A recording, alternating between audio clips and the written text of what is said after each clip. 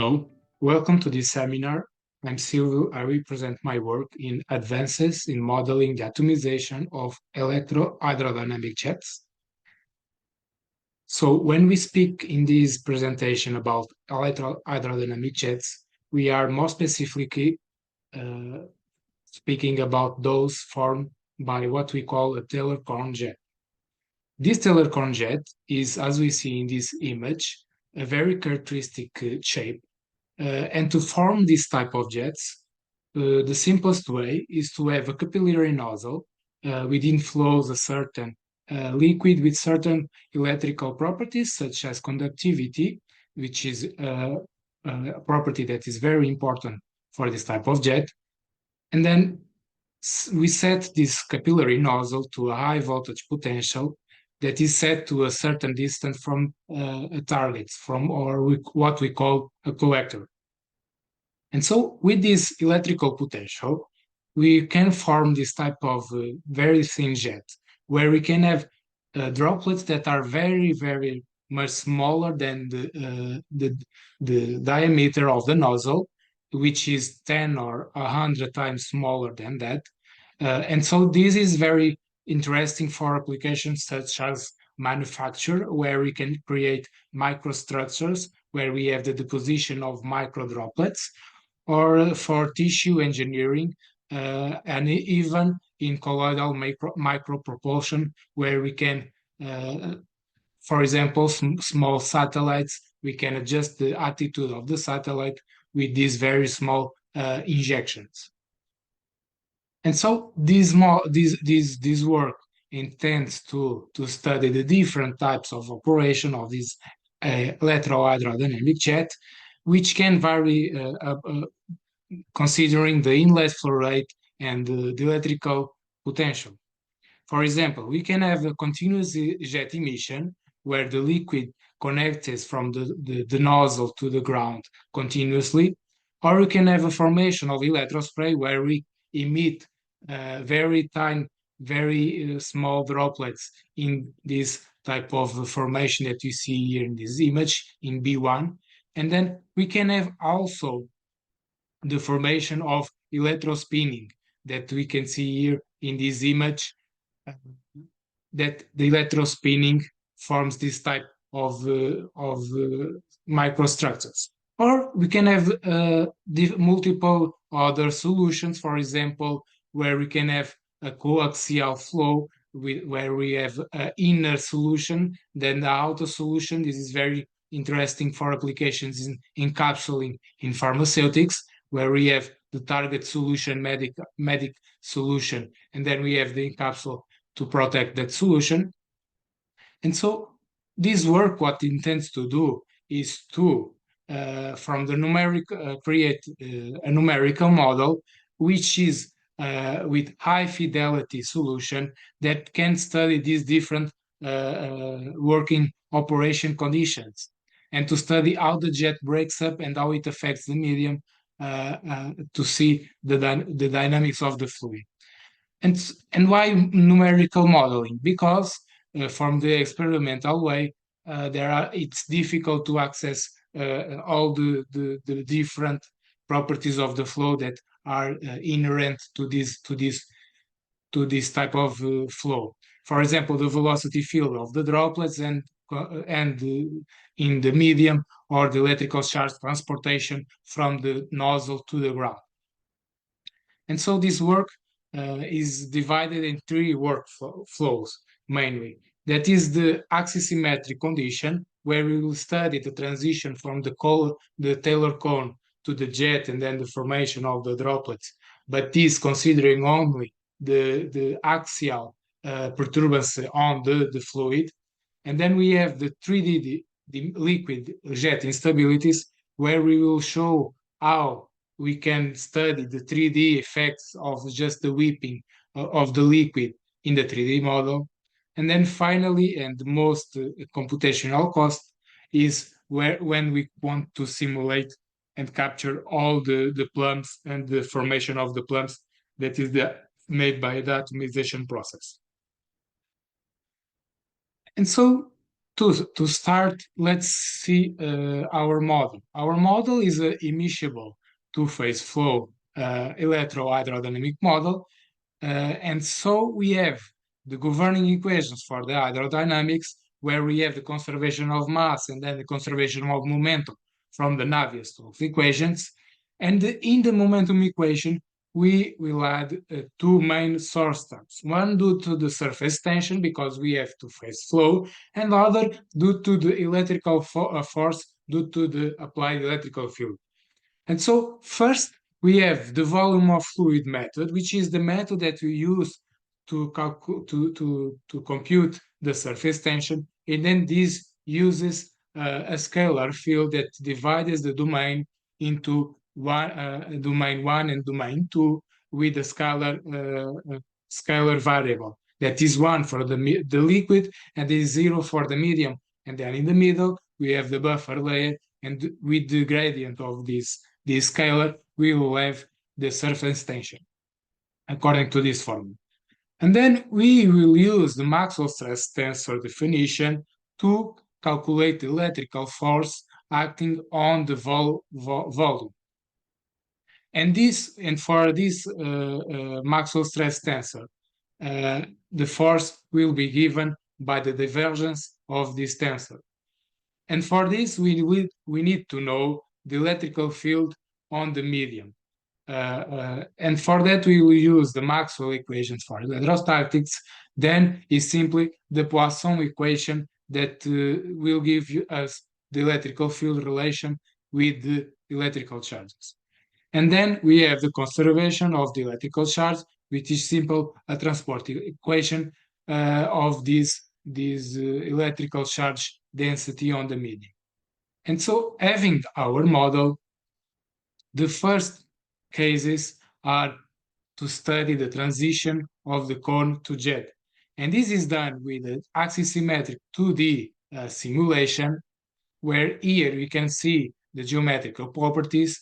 On the diameter is the order of the millimeter, and then we have a distance of 10 millimeters from the tip of the nozzle to the ground. And in this simulation, we have an outer flow that is in the collector plate to get to see the droplets going out and not accumulate and disturb us the electrical field. And so we have here shown the electrical field, where in this one we have the electrical potential isolines, where we see that we apply 4 kilovolt to the nozzle, and then this is going to 0, but then it's deformed due to the presence of the electrical charge of the liquid. And then we have here other that is the electrical field streamlines, where we see that it has a component axial and radial. And so in this simulation, we studied many conditions for inlet flow rate and electrical potential applied, and we did a parametric study. And what we saw was, according also to the experimental results, the electrical field, increasing the electrical potential, will not disturb us and not affect that much the diameter of the droplets, neither the frequency of the emission. Just a 5% change on that. What really matters to demand the diameter of the droplets and the frequency of the droplets of the emission, what we really want to apply in change is the inlet flow rate, where by increasing the inlet flow rate, we increase the diameter of the droplets by this law, and then we decrease the frequency. We have here the frequency of emission of the droplets to out this line. As we saw, computing these simulations for many conditions is quite demanding, mainly because this is a very high fidelity simulation where we transport accurately the electrical charge on the field. And so testing among all the conditions is quite computational demanding. And so one of the workflows that we are studying is the reduced order models using methods such as proper orthogonal decomposition and dynamic mode decomposition. Here we have the demonstration how this works. We will gather the transient fields from the numerical simulation for the different conditions that we tested, and then we extract the pod and DMD modes that accurately represent that working condition, and then we construct the reduced order model. And this is much easier to extrapolate to new conditions that we didn't test and not the necessary calculation of all the numerical simulation. The final step on this axisymmetric condition that we tested was with the question, how do we accelerate the droplets that are ejected from the Taylor cone, but still we still have the condition of the symmetry that of the 2D simulations, of the stable emission of the stable cone jet transition. And this is there is just one way to do it, to not disturb the extraction point that we have from the nozzle to the first extractor. This is set to constant to not disturb the condition of stability. And then we have another grid of acceleration. And in this study, we studied how we can accelerate, what is the maximum acceleration, how many more stages do we need to accelerate. Here in this image, we have the example of the streamlines of the electrical field. As we see in the extraction, these lines are the width of these lines are proportional to the electrical strength, and we see in the extraction region is more or less the same, and the acceleration region in this case we don't have acceleration, and in this case we have the acceleration.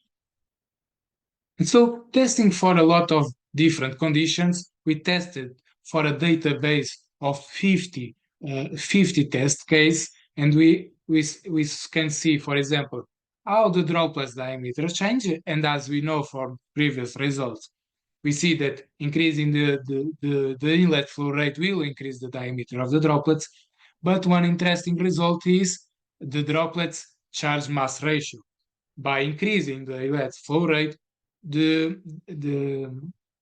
disturbance on the electrical charge of the Taylor cone of the droplets is constant. This ratio is constant throughout all the inlet flow rate.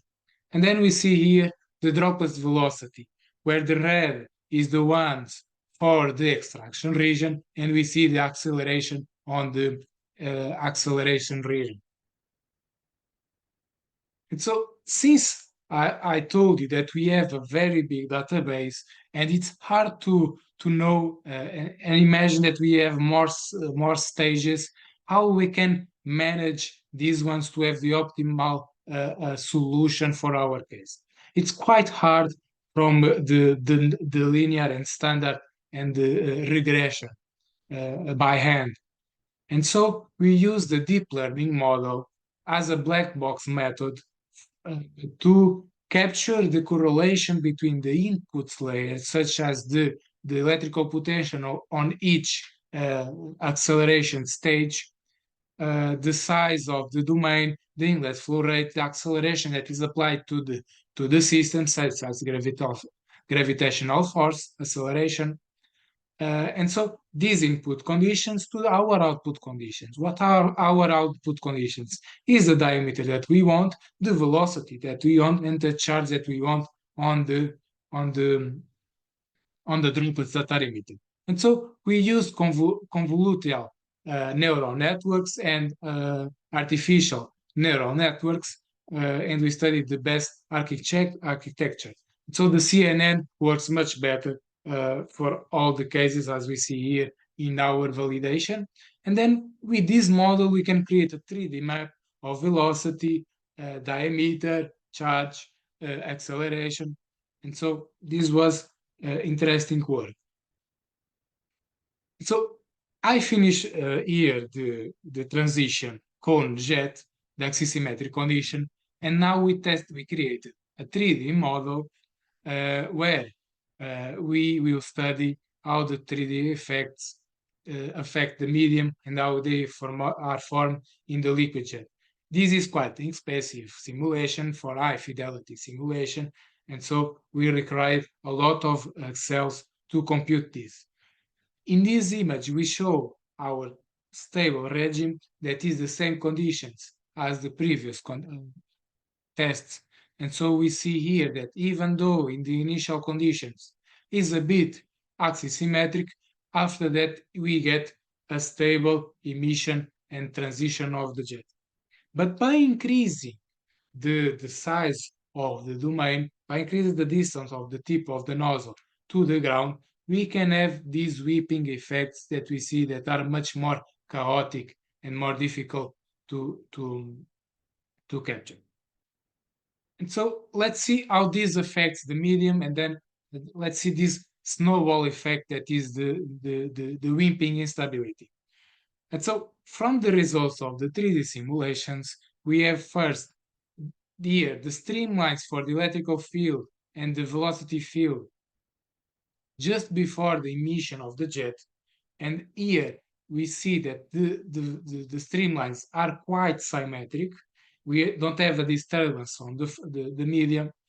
But when the jet emits and interacts with the medium, we see this disturbance. And as we see in this time step, we formed what we call a whip on the jet.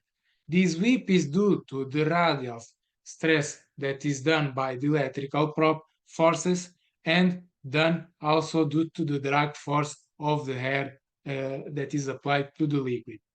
We have here a zoom in on that region where we see the deformation of the electrical field due to the presence of the electrical charge on the medium on the liquid, and we see that it's positively charged. And then when we have the droplets, we have a positive charge in the front and negative charge on the back. And so with this model, we will study how the different working conditions affects this instability, how it affects the medium, and so on. In this image, this 3D representation of the injection, we have a cycle of injection where we have the emission, the stable emission, cone jet emission. Then we have formations of whip. This whip creates instabilities on the medium and then creates instabilities on the liquid itself. And so it's a snowball effect. And then when the forces due to the surface tension and due to the electrical field try to balance, we have a retraction region where we have the emission of these very, very small droplets. And so let's see the ejection cycle. We have the first charging, and the first charging depends on the initial conditions of the model. And so we calculate this one, but then we discard it. And then we have the emission region and the retraction region, and then we have the discharge of the charges on the Taylor cone. As we see, it's a cycle. And what we want is to control the electrical field and to control this emission cycle. And by increasing the electrical potential that we see here, by increasing the electrical potential, we can change this emission cycle, making it shorter. Although making it shorter means the strength of the radial component of the electrical field will increase. And by increasing, it will create these whipping effects that we see here by increasing the electrical field strength. And so the next step after studying the whipping effects, we started to study the electron spray formation. How it is this formation? This formation is done by first creating a large domain where we increase the distance from the teller cone to the collector to allow the flow to interact with the medium and create the instabilities and then create the plumps of the droplets. We see here the formation in this image, the electrical field streamlines, and we have it here the liquid phase. And in this very small droplet, we have this droplet that is being stretched by the drag force and then driven by the electrical force, by the electrical field, due to the charge that are present on the surface. That we have a positive part and a negative part. And so, but as we see, this is very demanding if we want to calculate with just the VOF method by having many points on the calculation of a single droplet. And what happens when the droplets are very small? There is no effect of hydrodynamic effect or aerodynamic effect on the droplet. And so we can consider these very small droplets as a particle. And using the Lagrangian method with the Newton laws of motion, we can simplify this simulation. And so we did a model that translates the VOF method droplets, and if they are very small according to some criteria that we defined, we convert this to Lagrangian particle tracking. And so our first simulation with the part of the volume of fluid, we have this formation, but with the formation of the Taylor cone, the jet emission break between the primary droplets, and we see the formation of this plumb that we see here with these white arrows that shows the velocity. And just in this last point, we have the formation or the conversion of the particles to the Lagrangian. And here we see the volume of fluid with the Lagrangian. And we see that we form much higher, much more particles with small diameter, the formation of the plumb, comparing with the primary distribution that we see. We calculated here for the particle diameter where we have more than 500 particles, and then we have here the particle velocity where we see that we have a multimodal distribution. We have a distribution for the secondary droplets and another distribution from the primary droplets. And so to conclude this work, we can say that our first model, the volume of fluid method, is very robust, and we can accurately use the Maxwell stress tensor to all the conditions of the the Taylor cone jet, electrohydrodynamic jet.